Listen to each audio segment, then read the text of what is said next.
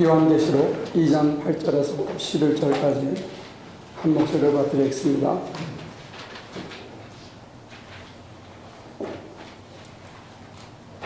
서머나 교회의 신부꾼에게 이렇게 써보내라.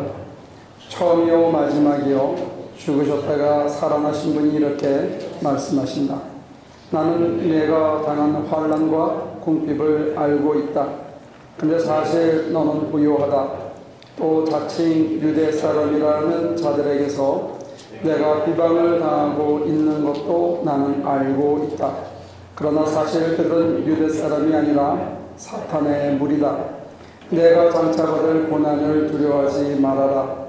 보아라, 악마가 너희를 시험하여 넘어뜨리려고 너희 가운데서 몇 사람을 감옥에다가 집어넣으려고 한다. 너희는 열흘 동안 환난을 당할 것이다.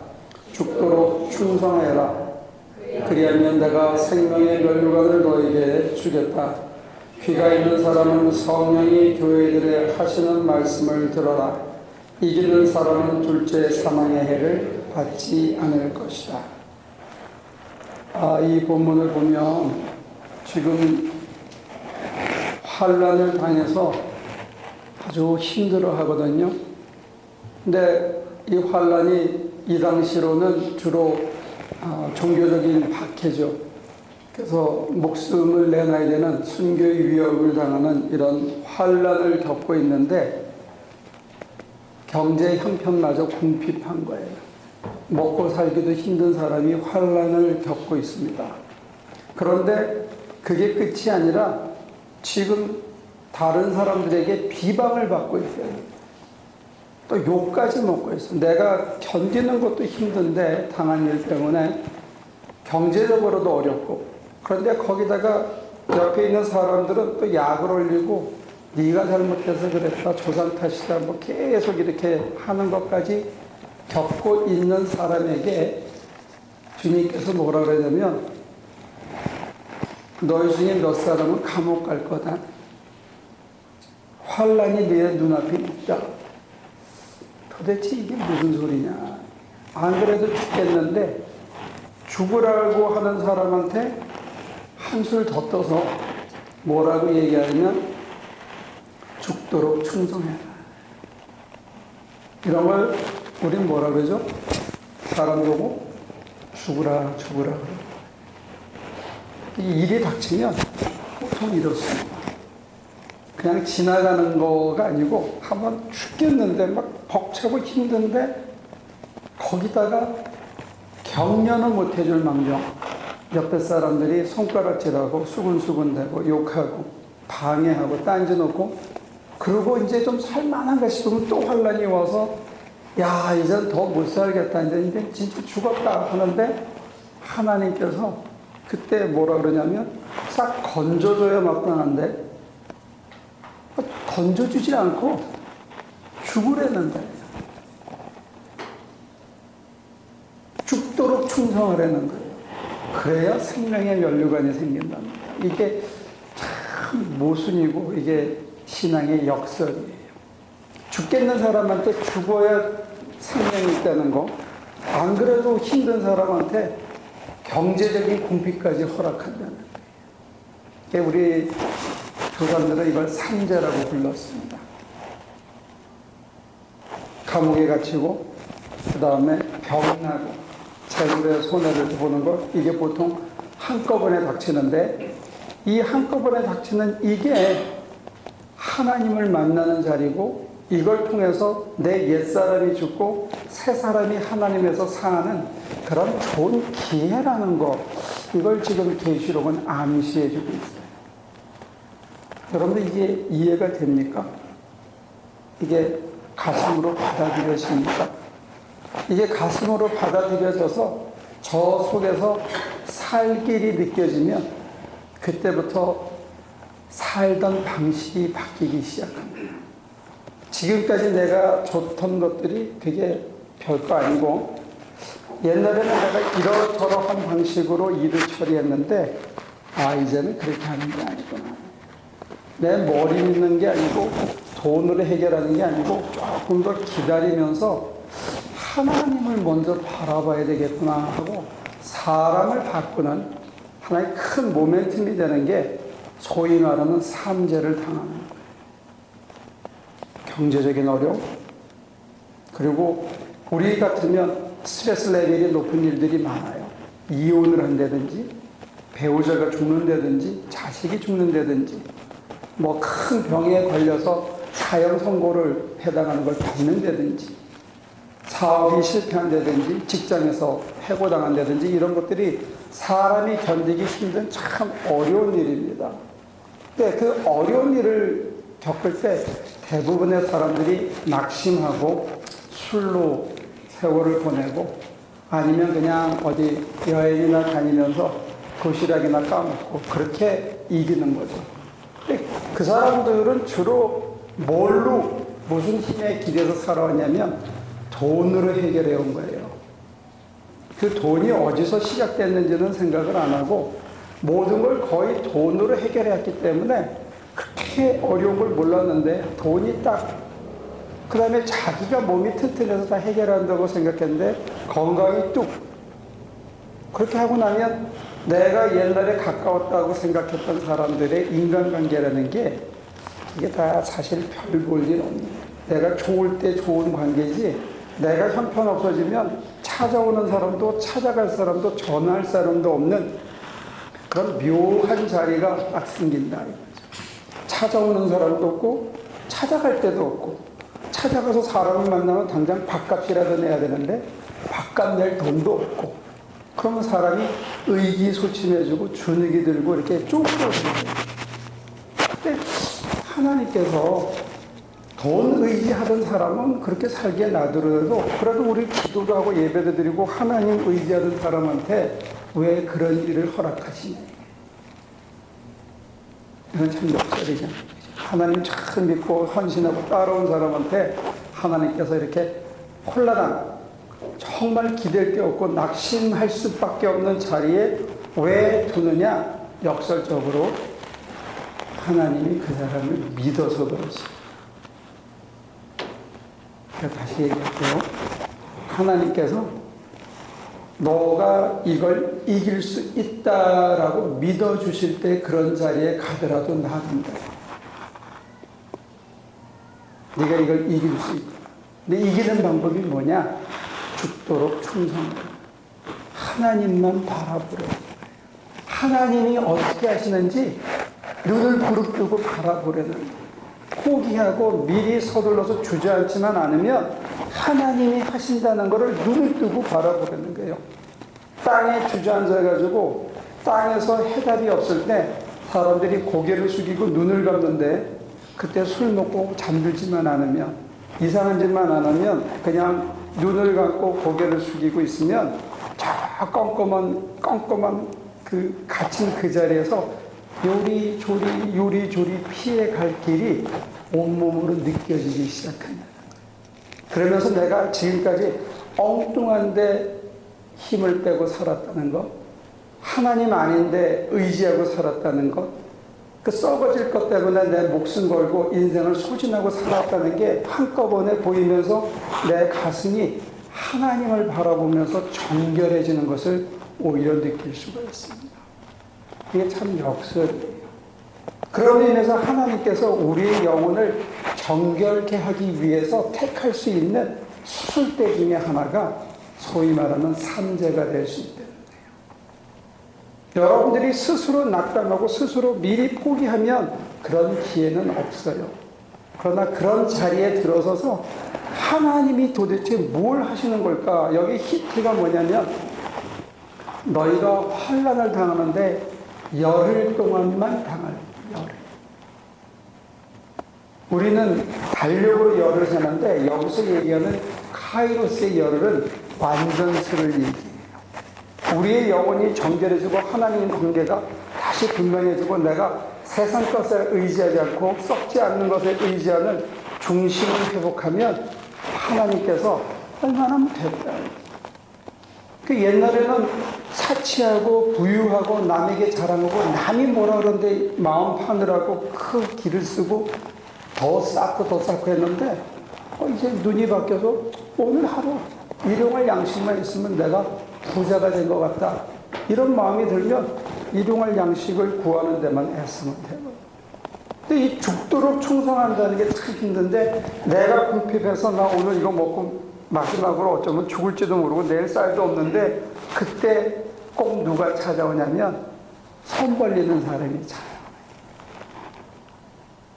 그때 우리들은 옛날 방식으로는 거절해요. 내가 중심이기 때문에. 그러나 그때 죽도록 충성하라고 그랬지. 그래, 하나님께 맡긴다. 그 반을 띄워줘. 그 반 갖고 틀림없이 모자라야 되는데, 먹었는데 이상하게 물 한 그릇 먹고 나니까 배가 안 고픈 것 같아. 막 어떤 사람들은 바빠서 죽겠어요. 근데 누가 도와달라고 그러고 교회가 선교를 간다는 건 내가 바빠 죽을 것 같아. 근데 에이, 어차피 죽을 건데 죽자. 그리고 가서 하다가 보면 시간이 늘어나는 걸 경험해요. 이건 해봐야 합니다. 공부하고 페이퍼가 막 밀려있는데 막 죽을 것 같아. 이거 밤새워도 이게 안 될 것 같은데 누가 이삿짐 날라달라. 신입생이 들어와. 가서 이삿짐 날라주면 시간이 반드시 모자라잖아요. 근데 모자라서 집중하면 그게 딱 따끈따끈하게 시간 안에 끝날 수 있는 걸 체험하면서 내가 내 힘으로 내 계산으로 사는 게 꼭 옳지만은 않다 하는 걸 봐요. 교회에서도 봐요. 자꾸 주잖아요? 그럼 내게 틀림없이 모자라야 돼요. 근데 누가 달라 그래서 그냥 조금 늦었지만 결국 주고 나면 내게 안 모자라는 것을 경험해요. 그래서 두 가지를 한꺼번에 배웠는데, 하나는 뭐냐면 이게 내게 아니라는 것. 이 시작의 근원이 하나님이라는 것. 그리고 내가 이제부터는 세상 방식이 아니라 하나님 방식대로 살아야 되겠다고 우리에게 인증을 쳐준다는 사실이에요. 그런 의미에서 보면 사실은 다 잘 나갈 때는 저와 여러분들이 무슨 힘으로 사냐면 하나님 힘이 아니라 돈 힘으로 살아요. 이 자본주의 사회에서는 다 돈이 다 해결해줘요. 그러나 하나님께서 돈줄을 한번 꽉 쥐시면 그 다음에는 기댈 때가 하나님밖에 없어요. 그래서 기다리다가 보면 하나님께서 오묘하게 사람 체면이 망가지지 직전까지 가서 내가 하나님을 의지하게 하고 하나님께서 이끌고 가는 걸 보면서, 야, 나의 그 수고가 헛된 데다가 인생을 낭비했구나. 이제는 내가 좀 다른 방식으로 살아야 되겠다 하면서 내 중심과 내 영혼의 색깔이 조금씩 정화되기 시작한다는 거예요. 그런 의미에서 우리에게 열흘은 굉장히 중요합니다. 그리고 자기를 이기는 과정이에요. 극기라고 그러는데 옛 자아에 대한 그 끈끈한 이 찐득이보다도 더 질긴 끈끈이 같이 착 달라붙어서 우리에게 배인 이 옛 습관들을 하나씩 벗겨나가는 거, 이게 참 힘들고 사실은 고통스럽고 또 사실은 야, 내가 이것밖에 안 돼. 인간이 어떻게 요것밖에 안 되나. 그런 이런 자괴감을 주기도 해요. 그런데 그런 것들을 씻고 하나님께 내놓으면 내 인생의 중심에 거하시는 하나님을 발견하게 됩니다. 언제? 인생이 깜깜할 때. 언제? 죽을 것 같을 때. 죽을 것 같을 때 하나님께서 우리한테 뭐라 하냐면 죽도록 충성하라. 네 시간을 내놔라. 네 재물을 내놔라. 네 재능을 내놔라. 네 중심을 내놔라. 이거 못하겠는데요.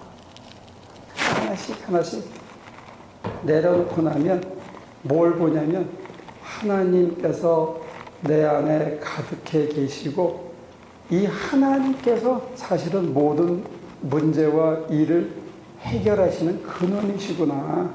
내가 내 힘을 의지해가지고 되는 일이 아니구나. 이걸 내가 조금씩 인정하기 시작하면서 그 다음부터는 하나님께 내 인생을 의논하기 시작한다는. 그리고 내가 하나님을 만나는 이 사모하는 기쁨, 하나님을 바라봤을 때 하나님이 내 안에 가득 계실 때 오는 이 잔잔한 기쁨이 눈을 뜨고 험난한 세상을 살아갈 때 내 마음이 요동치지 않고 하루하루 과도한 욕심을 내지 않고 하루하루 성실하게 땀을 흘리면서 맡은 바의 일을 할 수 있는 인간으로 우리를 변화시켜 간다는 거예요. 그런 의미에 혹시 우리 가운데 죽겠다 하시는 분이 있으면 이거 하나님의 초대장이다 이렇게 생각하시면 좋겠어요. 안 믿어져요. 이걸 받아들여요. 아, 하나님이 이제 나를 믿어주시는구나. 사도들은 그랬어요. 예수님 때문에 도망갔던 사도들이 사도행전에 보면 마가의 다락방에 모여서 성령의 충만한 은혜를 보고 하나님이 내 안에 계시는구나 하는 것을 경험한 다음에 예수님을 증거하다가 매를 실컷 맞았어. 그리고 감옥에 갇혔어요. 근데 뭐 뚜렷한 죄목이 없으니까 몇 대 더 때려서 내보냈거든요. 근데 그때 제자들이 한 고백이 있어요. 내가 그리스도를 위하여 고난받기에 합당한 줄로 여기시는 것을 알고 크게 기뻐하였더라. 거기에서도 믿음이 흐트러지지 않고 믿음이 더 정결해지고 더 정선된 것을 깨닫고 아, 하나님이 나를 인정해 주셨구나. 내가 배교하지 않고 내가 달아나지 않고 끝까지 견디는 걸 인정해 주셨구나 하고 찬양 드렸던. 그래서 바울 같은 사람은 나를 여러분들의 믿음의 제사에 부어드리는 관절을 드려도 기쁘다. 왜? 하나님이 이렇게 잡고 있는 게 이렇게 보이는 거예요. 그게 나중에 여러분들 돈심 빠지고 육체의 건강에 힘이 빠져도 저와 여러분들의 인테그리티를 붙잡아주는 궁극적인 힘이 된다 이거예요. 하나님이 나를 이렇게 딱 붙잡아주는 걸 알아야 사람이 당차게 살아갈 수가 있다는 사실입니다. 근데 그 시작을 언제 시작하냐면 하나님께서 우리 중심을 재보고 얘는 아직 멀었어. 넌 그냥 조금 더 살아. 근데 몇몇은 골라보니까 잘할 것 같아. 잘하면 견뎌낼 것 같아. 그래서 그래, 네 말대로 살았는데 그 열매를 한번 보자. 그러면 이제 반드시 자빠지거든. 그러면 한꺼번에 건강 잃고 재물 잃고 관계 잃고 모든 기회를 잃은 것처럼 패대기를 치는 거예요. 근데 그 순간에 하나님은 떠나지 않아.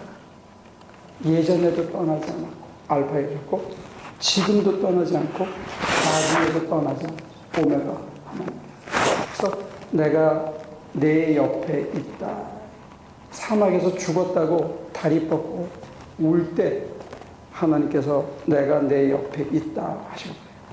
그래서 그 하나님의 힘으로 내가 사는구나 하는 것을 가르쳐 줄 수 있는 가장 귀중한 모멘텀이 뭐냐? 삼재요, 삼재. 세 가지 재앙을 한꺼번에 당할 때 하나님이 내 안에 살아계시다는 게 느껴집니다. 오늘 이 요한계시록이 겪는 서모나 교회는 하여튼 인간이 쪽팔릴 수 있는 것은 다 겪은 거예요. 비방당하죠. 관계가 깨졌잖아요. 그죠? 감옥에 갇히죠. 그 다음에 재물 다 날리죠. 게다가 환난을 당하고 하여튼 사람이 당할 수 있는 가장 최악의 자리에 들어갔는데 그때 하나님께서는 뭐냐면 돈을 막 벼락을 주셔야 우리 생각에는 해결될 것 같은데 돈벼락을 주는 게 아니고 돈벼락을 주시는 게 아니고 우리에게 한 가지를 더 요구합니다. 죽도록 충성하라. 하나님을 위해서 헌신하고 사람들을 돕는데 서비스하고 예배드리는데 최선을 다하고 이렇게 하다가 보면 우리의 가치관이 교정되기 시작해요. 아, 내가 헛살아왔다. 내가 거기에다가 그렇게 진을 빼고 그거 내 욕심이었고 내 사치였고 내 허영이었고 다른 사람 입맛에 내가 좋게 보이기 위해서 거기에 맞추고 살았지 진짜 내 영혼이 원하는 그 참된 길 그거는 내가 한 번도 정말 살아내지 못하고 그 과거의 기억의 미움 때문에 그 아픔 때문에 인생을 헛살았었다 하는 자각이 온다 이게. 그래서 하나님께서 우리에게 몸으로 충성하라 그러는 거예요. 그거 참 내 옛 생각의 가치관으로는 못 내려놓는 거예요. 근데 그 자리에 오면 그게 아무것도 아니라서 그냥 그러면 보라, 내가 세상을 새롭게 하였노라. 옛 것은 지나고 새로운 피조물이 우리 바로 이 껍질 안에, 진짜가 이 안에 숨어 있는 것만 같아요. 사실은 하나님을 발견하면서 세상이 다시 보이고 내 과거가 새롭게 보이고 내가 가야 할 길이 다시 보이는 기적이 있다는 거예요. 그래서 그때부터 사는 삶이 뭐냐면 사실은 생명의 면류관을 얻고 영생의 삶을 사는 거예요. 왜? 내 인생의 처음으로 하나님을 제대로 알게 되었기 때문에. 그래서 요한복음은 그렇게 얘기합니다. 영생은 곧 하나님을 아는 것이다.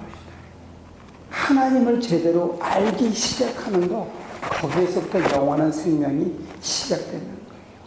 지금까지는 내가 필요해서 돈벼락 맞기 위해서 하나님한테, 내 건강 유지하기 위해서, 내가 쌓아놓은 것을 유지하기 위해서 하나님의 도우심이 필요했는데 그게 다 무너지고 난 다음에 보니까 하나님을 살과 살을 맞대고 아는 것, 이게 영원한 생명이더라는 거예요. 내 안에 계신 하나님을 내가 알지도 못하고 만나지도 못하고 받아들이지도 않고 살았다는 걸 처절하게 깨닫어주는 자리가 뭐냐? 삼재요, 삼재. 세 가지 재앙을 한꺼번에 당하는 그 자리가 사실은 어떤 의미에서는 축복의 자리예요. 단 여러분들이 술 먹고 세월 허송하거나 낙담해서 미리 포기하지만 않고 눈을 감고 내 안에 계신 하나님을 만나고 하나님을 알아가고 하나님을 살과 살을 맞대고 만나면 하나님께서 반드시 저와 여러분들에게 다시 살 길을 열어주실 줄로 믿습니다. 눈을 뜨게 하셔서 아, 이게 헛것이었구나. 아, 여기 진짜가 있구나. 아, 이게 정말로 고마운 거였는데 이렇게 새록새록 잔디가 새롭게 정말 파랗게 올라오는 것 같구나. 그래서 토마스 키링이라는 분은 하나님을 아는 게 왜 영생이냐 했을 때 이런 비유를 들어요. 옛날에 우리가 무성영화를 봤잖아요. 흑백 무성영화. 그것도 영화 배우가 똑같이 시나리오에 따라서 움직이고 어떤 줄거리가 있거든요. 근데 요즘 그 흑백 무성영화를 다시 살리는 작업을 한대요. 어떻게 하냐면 첫 번째가 칼라를 입혀. 흑백 영화를 컴퓨터 그래픽을 통해서 똑같이 칼라로 만들고 그 다음에 그 입모양을 보고 대사를 확인해가지고 대사를 집어넣기 시작해요. 똑같은 영화인데 그전에는 흑백이었어. 근데 어느 순간에 칼라로 보여. 그전에는 소리가 안 들렸어요. 근데 거기다가 목소리를 집어넣기 시작해서 대사가 전달돼. 그래서 칼라로 와! 배우가 말을 하는 게 들리기 시작하고 정말로 이 세상처럼 컬러풀하게 보이고 요즘은 한 걸음 더 나가서 3D까지 집어넣는 거예요. 마찬가지로 우리가 내 안에 계신 하나님을 깨닫고 알기 시작하면 지금까지 흑백으로 평면으로 보이고 무성으로 보이던 이 세상이 컬러풀하게 보이고 세상에 있는 나무 하나하나가 지나가는 새 한 마리가 하는 모든 소리가 마치 들리는 것처럼 사람의 속이 진짜 속이 들리는 것처럼 이런 새로운 세상이 바로 여기서 시작되는데 그 첫걸음이 뭐냐 했을 때 환난과 핍박과 궁핍과 이런 세 가지 재앙을 한꺼번에 당하고 그래서 내가 의지하던 세상이 흑백의 세상이었다. 내가 거기서 그렇게 이기려고 했는데 그게 다 벙어리 짓이었다. 깜깜한 어둠에 다닌 거였다. 그래서 하나님을 알고부터 내 눈이 이렇게 번쩍 띄어서 야, 이렇게 아름다운 게 있었네. 내 집안이 이렇게 아름다웠었구나. 내가 왜 모르고 살았지? 와, 이상하다. 내가 허술하게 생각했던 내 친구, 잘 모르고 지내던 그 사람이 나를 위해서 눈물로 기도해주고 있었구나 하는 그 기도 소리가 들리기 시작해요. 그러면서 아, 내가 인생 이렇게 살면 안 되지. 남은 인생 제대로 살다 가야지. 한번 제대로 살아. 그래서 기도가 바뀌는 거예요. 하나님, 정말로 하나님 위해서 제가 제대로 살다가 가게 도와주세요. 이게 생명. 지금까지 제가 산 게 헛된 것이었고 꿈이었습니다. 그러나 이제 하나님 안에서 내가 하나님의 인도를 따라 하나님이 기뻐하시는 그걸 내가 기뻐하면서 한번 살아보고 싶어요. 하나님 나를 도와주세요. 하나님 나를 도와주세요. 이런 기도와 이런 마음의 중심으로 살아갈 때 세상이 달라 보이고 하나님이 달라 보이고 그리고 저와 여러분들이 전혀 새로운 인간으로 날마다 변해가게 될 줄로 믿습니다. 그런 축복이 여러분들에게 저에게 임하기를 주님의 이름으로 간절히 소원합니다. 기도하겠습니다. 하나님 우리에게 가장 귀한 것 주시기를 원하시는데 우리는 세상 것 마음 팔고 살았습니다.